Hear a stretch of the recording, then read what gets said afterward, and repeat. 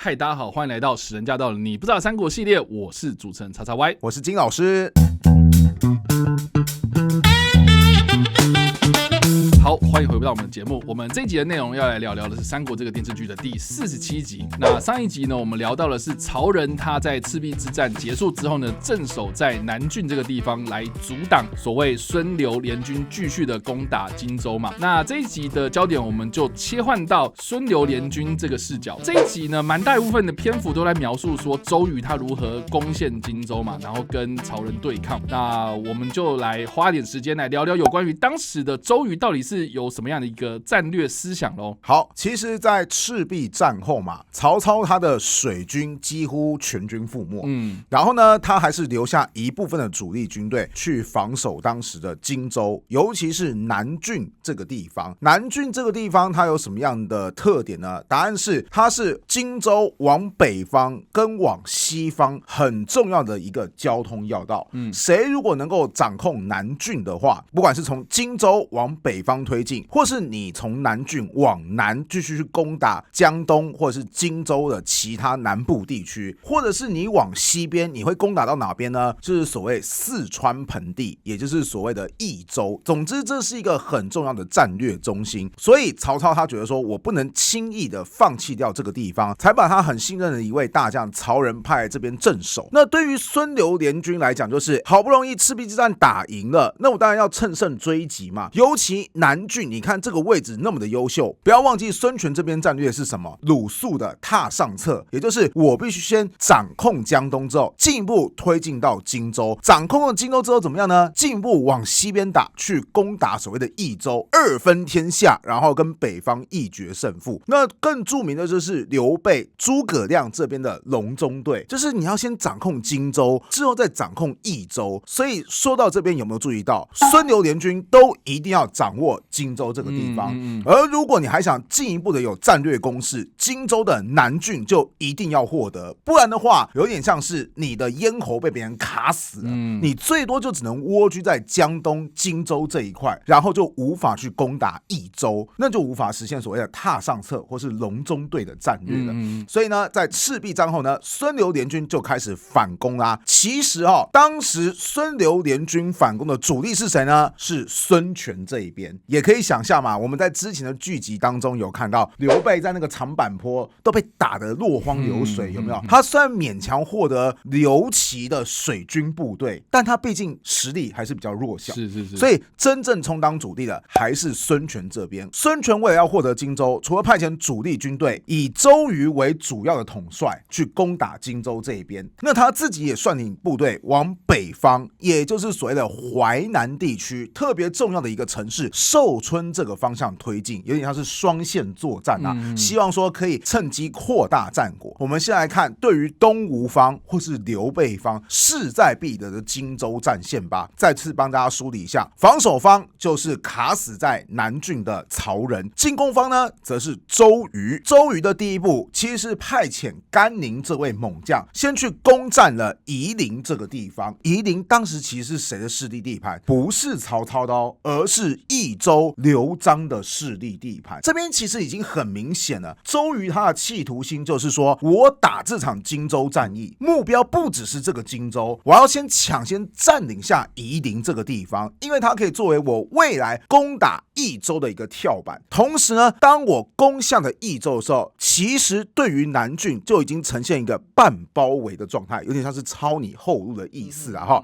那曹仁看到想说，我的后路被别人威胁了，怎么可以这个样子呢？而且当时甘宁率领的只是分遣队，部队人数有多少人呢？5000。曹仁就想说，对付周瑜或许有点勉强，但是对付甘宁这支分遣队，我还是绰绰有余的，立刻派遣大军去围攻当时的甘宁。曹仁这个出招，现在换周瑜必须得接招了，他到底要不要去救这个分遣队？因为有可能救了不一定能够救得出来，要是救不出来的话，自己的主力军队更进一步受损，恐怕要攻下荆州就不是那么容易的事情。此时呢，周瑜底下有一名部将，后来鼎鼎大名的人吕蒙。这个时候吕蒙就建议说，你是一定要救，除了夷陵本身是个交通要道之外，甘宁那个分遣队队要是全部被歼灭掉的话，我们的士气会受损的非常非常严重。周瑜在听从了吕蒙的建议之后，立刻派遣主力军队去救援甘宁，最终呢击溃了曹仁的部队，把甘宁也给救出来之后呢，继续呈现了对南郡的半包围状态。在这种情况下，曹仁就展现出他的价值了。为什么？因为当时的曹仁他率领的部队其实算是刚刚战败的部队，赤壁之战嘛，很多部队可能就算他能够撤退回来，他可能心有余悸，想说，哎呀，你看那个火啊烧的有多旺，哎呀天哪，我能够走得回来，哎呀，这个是多么难得的一件事情。很多人跟着那个曹丞相有没有，就直接倒在泥泞当中的，哎呀，捡回一条命。什么还要再打仗？什么那个周瑜杀过来了，太恐怖了哈！曹仁当时他其实率领的部队士气并没有很高昂，人数呢可能也不占优势，但是他面对周瑜的攻势，足足阻挡了1年左右的时间。所以呢，其实到最后，曹仁算是已经战到，哎呀，我已经撑不下去了，好吧，这个南郡让给你吧，率领了残存的部队继续往北方撤退。那周瑜呢，好不容易才攻下南郡这个地方，从哪边可以看得出来，周瑜也攻打得很辛苦？答案是在过程当中，周瑜自己也中箭。你想想看，周瑜他是主帅，他竟然也中箭，就表示说过程当中很激烈，他可能也得亲赴前线去观察战况，才有可能被刘石给射中嘛，对不对？当然了，这也造成后来周瑜的健康状况开始并没有那么好，为他后来英年早逝埋下的原因。都在讲孙权这边如何努力，刘备他们在干什么？答案是在历史当中，其实就在周瑜去攻打南郡的时候，刘备就开始说：“周瑜兄啊，有没有考虑就是你分我一些兵马？因为我刘备的兵力不够，你分我一些兵马，我帮你去攻打荆州南部的地区，去吸引曹操他们的注意力。” OK， 问题是你说借就借哦。对于周瑜来讲，就是我凭什么借你呢？当时的刘备就说：“好，我提供2个筹码。哪2个筹码呢？第一个，我跟你借军队，我自己也提供军队给你哦，我提供1000人，外加由张飞挂帅，由你周瑜可以来指挥他们。哇，不要忘记哦，张飞被人誉为万人敌哦，你可以获得一个猛将。还有我另外一位猛将关羽怎么样呢？帮忙去攻打曹仁的后方，这在史书当中叫做关羽绝北道，意思是说当时关羽率领部队不断去骚扰北方的道路，导致那个曹仁正面得面对周瑜，背面又得面对一个关羽，然后搞得焦头烂额的。那周瑜听到说，不错不错，你也不是那种出工不出力嘛，对不对？好，我借给你部队吧。那刘备就靠着这支部队，他主要率领他们攻打是荆州的南部。那在周瑜的麾下就多了一个张飞。当然了，史书并没有记载张飞到底在这段时间做了什么，有可能人数太少，没有发挥决定性关键性的因素。那我觉得这个的实质意义应该就是把张飞派去当人质吧，也可以这么说啦，或者是说就是哎呀，周瑜兄啊，我兵虽然少，但我有猛将啊，如果你开心的话，你可以让我底下那个张飞去指挥你东吴的部队啊。请问你是周瑜，你想不想让张飞指挥东吴的部队？我应该也不会想吧。对嘛，就是好啊，你人来就好，不错不错不错啊，人来就好，气氛组到位，我很开心。对，证明我们孙刘两家是同心的。但是周瑜这个人的个性其实是有一点强势的，我们之后会提到，他在历史上对于刘备其实是非常主张打压的态度。OK， 所以他就是一种就是好啊，身为盟友啊，你给我的军队，我不能不接收，不然的话，曹操就会知道说，其实我们孙刘两家啊，这个也是算是离心离德，这样子不好嘛，对不对？可是你说我真的要去重用张飞的部队，张飞底下就只有1000人啊，他自己本身没办法发挥功用啊。那如果张飞说，那你就给我1万人啊，我就帮你出10倍的功力啊，对不对？周瑜会觉得说，我凭什么把我们江东的部队就让给你来指挥？这不是很莫名其妙吗？我江东没有猛将吗？我底下有甘宁我底下有凌统我底下有吕蒙我要你一个张飞吗？总之，刘备也是有帮忙的，但是再次强调，在这场荆州战线当中，孙刘联盟真正的主力是周瑜的部队，也是周瑜的部队最终顺利的攻下了南郡。这边就要来解释一下，小说就不一样哦。小说是怎么样呢？演义小说是说周瑜就跟曹仁打得很辛苦啊，最后就是用尽千般力气才把曹仁成功的打败。这时候周瑜就想说，我可以去攻略南郡了哈。结果没想到到了南郡城下，却发现城墙上全部都是刘备军的旗帜。然后诸葛亮就说啊，都督啊，不好意思啊，我趁你跟曹仁那边纠缠，然后曹仁在南郡城军队大举出动的时候，我就突然偷袭他的后方，就占领下来的。哎呀，辛苦你了哈。周瑜就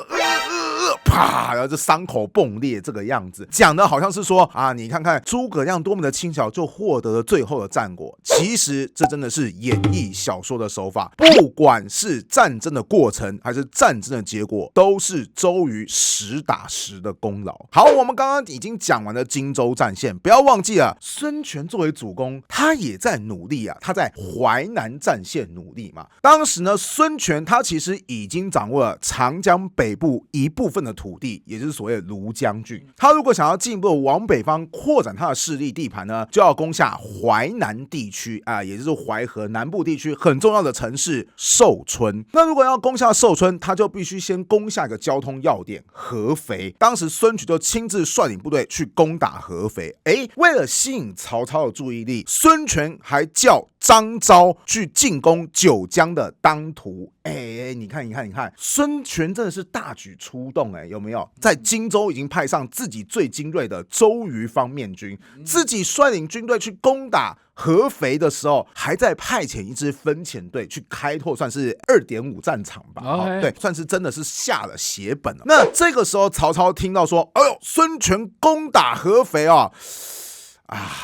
我这个自然人手真的短缺哈，因为荆州那边战况已经非常非常危急的嘛。那我本身呢，主力军队在赤壁又受损的算是蛮大一部分的。那这样子好了，我派遣一个人去救援合肥，派遣谁呢？叫做张喜，听过吗？之前好像都没有听到这个人事实上，我告诉你，我不查史书的话，我对这个人也没有印象。可以想象的说，这个时候的曹操可能是没什么人可以派了，就是那些名将都已经跑去各自忙各自的事情，已经焦头烂额了。所以呢，面对孙权去进攻合肥，我能派谁呢？好，派遣援军，派谁啊？这张喜你上哈，就是这种不算是名将行列的人，你也得赶快出马，能够撑多少就是多少。好啊，当时孙权呢就率领了绝对的优势兵力，开始围攻合肥城。结果没想到连续打了好几个月都没有打下来，因为其实古代那个城墙的防守是非常非常的坚固的。好，我们看那个影视剧嘛，常常就是攻城方有没有就要想办法搭云梯啊，使用那个攻城车啊，好，想尽办法都未必能够接近城墙，因为城墙上面怎么样，会有守军啊，不断的用弓箭去攻击你啊，或是用什么滚油啊倒下来啊，而且城墙外部往往都可能还有怎么样护城河啊，有可能你光要填平那个护城河都要付出很巨大的代价。总之啊，连打好几个月都没打下来。可是这时候呢，合肥城已经发现，我连城墙都因为大雨的关系有倒塌的迹象，再没有援军的话，我们就要失守了。援军呢，不是有个张喜吗？对不对？答案是张喜在支援合肥的路上，军中爆发瘟疫，所以就导致他的军队其实前进的速度也开始越来越慢。不要忘记赤壁之战怎么样，北方人进入到南方，往往都会水土不服嘛。尤其你看南方很热嘛，对不对？对于北方人来讲，是这个地方怎么会是这个样子呢？然后可能又非常的潮湿，所以在古代那种卫生条件不佳的情况下，很容易就会爆发瘟疫。总之啊，张喜的部队因为瘟疫的关系，其实没办法紧急的过去支援，眼看合肥就要被攻略下来了。此时有一个谋士出现了，这是曹操方的一个谋士，叫做蒋济。蒋济就想说，这该怎么办呢？啊，有了，蒋济就派人送信去合肥城，就宣称说，合肥城你们再努力坚守一下，我们的援军很快抵达了。你要知道，张喜将军率了4万的援军来援助啊，其实历史上并没有说张喜他率领多少部队，那蒋济说4万，很明显就是瞎掰的、碰风的哈。对，当时蒋济就派遣了3名使者，最终就有1位进入到城当中，有点像是说，大家再坚持一下，张喜将军很快就要到，不要轻易的放弃。OK， 那另外2位呢就被孙权抓住了。大部分情况下，其实信使是很怕被敌人给截获的，因为你的机密情报就被泄露嘛，对不对？可是不要忘记，蒋济他是唬烂的啊。其实蒋济他是巴不得孙权截获这个情报。转而孙权一看到就说：哈，什么？对方已经率领4万部队来救援了啊！我已经打了好几个月都没打下来，要是再没办法打下来的话，对方就会跟我里应外合，然后我的军队就危险了。算了，虽然可惜，但不如见好就收。所以后来孙权就赶快撤围了。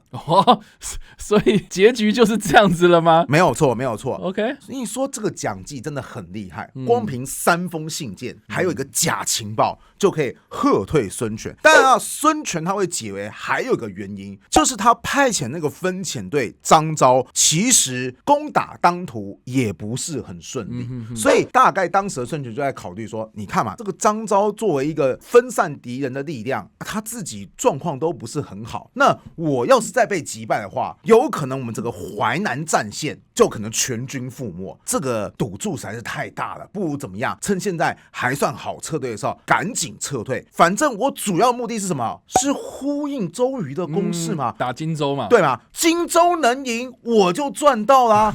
淮南这边只算是一个分遣的战场，能赢的话算是锦上添花，不能赢的话那也无所谓，反正重点一律都在荆州。但是孙权我们只能说很可惜，他未来的人生将会好几次在攻打合肥，而这个第1次他攻打合肥呢，其实就是距离成功最接近的一次，而他之后攻打合肥只会一次比一次还要更加的惨烈哈。好，我们说了那么多有关于孙权方，也就是周瑜跟孙权2方面的双线作战之后呢，我有一个不得不提的一件事情呢，就是说在看这出电视剧的时候，最后面他竟然来了一个我觉得算是蛮有趣的名场面啦。什么名场面啊？就是曹操他在接收到这些战线的战报之后呢，他做了一些自己的评论，主要呢就是在说呢，底下就有大臣就讲说，孙刘2方就是一直不断的去进攻这个荆州嘛，对，然后呢，这个战况很激烈，那我们该怎么办啊？这时候呢，曹操就说我们按兵不动，我们就看着这双方互相在那边争夺这个地盘就够了啦。然后这时候呢，曹操就学了狗叫，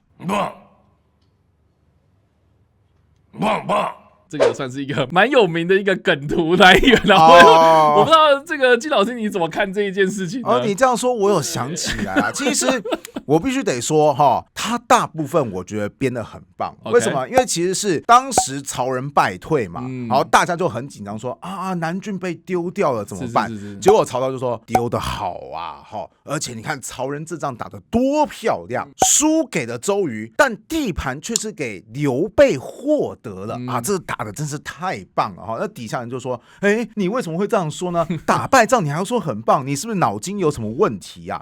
那曹操就叫荀彧去说，那你知不知道我的意思啊？荀彧就说，南郡其实距离曹操当时的统治中心其实是比较远的，意思是说他很难掌控。那如果当初赤壁之战有打赢，那或许还好说，可是赤壁之战打输之后，曹仁他率领的部队坚守在这边1年，其实很辛苦，消耗大量的人力物力，值得吗？划算吗？如果说投资了大量人力物力，未必能够守下来这个算是距离中央核心地带比较远的地方的话，那不如就赶快把军队给撤退回来，保存实力嘛，对不对？而且我们前面一开始就有提到，不管是孙权还是刘备，南郡对他们未来的战略都至关重要。所以当时荀彧他的形容是说，这就好像有一根骨头，南郡就是那根骨头，孙刘联军就是2只狗想要去抢那个骨头，不管是谁抢到，另外一个都会心怀不平，到时候两家一定就会发生内斗。其实到这边为止，我就觉得说，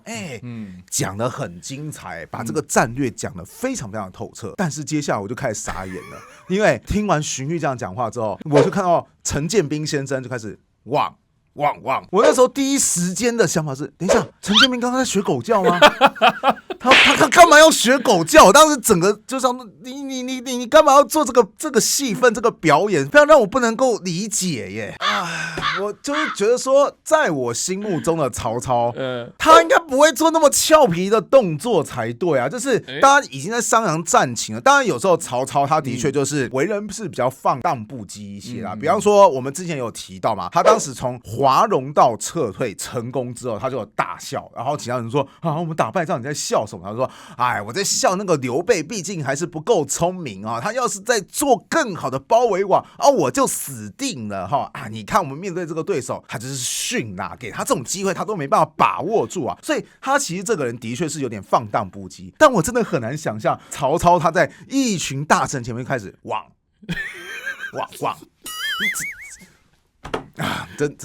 这个真的是很难想象。不过说到这边，我倒是想到一件事情，是曹操的儿子叫曹丕。有一次，曹丕的一个朋友叫做王粲，王粲很有名哈，这个叫建安七子，就是当时建安时代哈，东汉末年啊，很重要的7个文学家之一，建安七子。顺带提，建安七子还有一个人更有名，就是孔融。孔融让梨的那个孔融。是对。总之，这个王粲过世了，大家就去参加他的丧礼，曹丕也去参加。大家在很难过的时候，突然曹丕就说：“我听说啊，这个王粲生前啊，最喜欢听驴叫的声音。我们身为他的好朋友，不觉得应该在他死后也满足一下他的愿望吗？这样子好了，我们集体学驴叫，当做他的送别吧。”于是大家在丧礼当中开始，我也不知道驴怎么叫，就过去，然后就开始集体这样学驴叫。说到这边，我突然觉得说，不会吧？我心目当中那位英明神武的曹操，他不会真的就当年曾经这样子，汪！